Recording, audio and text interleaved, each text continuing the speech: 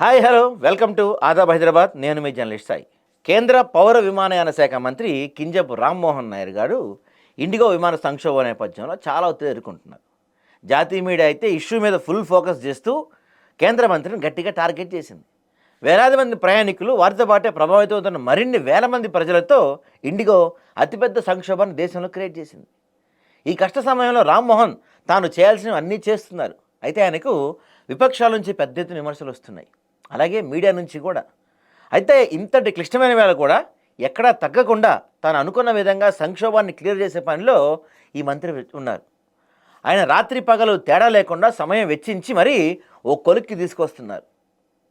ప్రస్తుతం పార్లమెంట్ సమావేశాలు జరుగుతున్నాయి. ఆన్గోయింగ్ సెషన్లో ఇది అతి పెద్ద ఇష్యూ కావడంతో మొత్తం విపక్షం అయితే కేంద్ర ప్రభుత్వం మీద, కేంద్ర మంత్రి మీద కూడా తన బాణాలు ఎక్కుపెడుతుంది.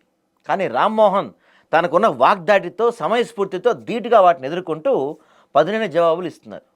అంతేకాకుండా ప్రభుత్వ పరంగా తాము ఏమి చేశామన్నది సభ దృష్టిలో పెడుతున్నారు.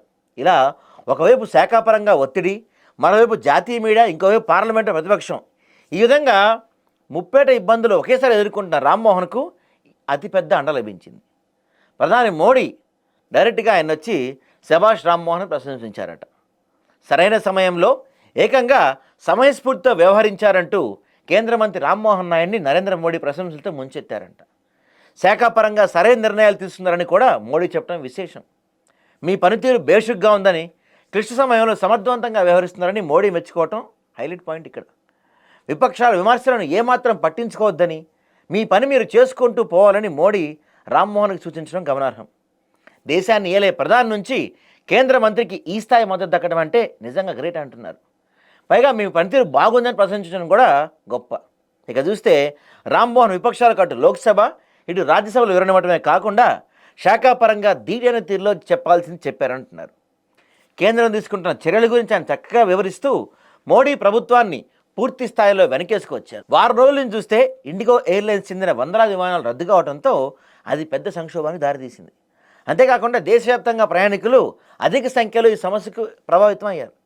వారు కూడా అనేక రకాలుగా ఇబ్బందులు ఎదుర్కొన్న నేపథ్యంలో దాంతో అందరి వేళ్ళు ఏవియేషన్ మినిస్టర్ అయిన రామ్మోహన్ నాయుడుపై చూపించాయి. అందరి నుంచి ఆయన తీవ్రమైన విమర్శలు ఎదుర్కొన్నారు. కానీ ఆయన చాకచక్యంగా వ్యవహరిస్తూ మొత్తానికి పరిస్థితి మొత్తం కంట్రోల్లోకి తెచ్చారు. ఈ మొత్తం విషయాన్ని స్టడీ చేసిన మీదటనే మోడీ రామ్మోహన్ని మెచ్చుకున్నారు. దాంతో ఈ యువ మంత్రికి మోడీ రానున్న కాలంలో మరిన్ని ఇంపార్టెంట్ శాఖలు ఇచ్చే అవకాశం ఉందంటున్నారు రాజకీయ విశ్లేషకులు.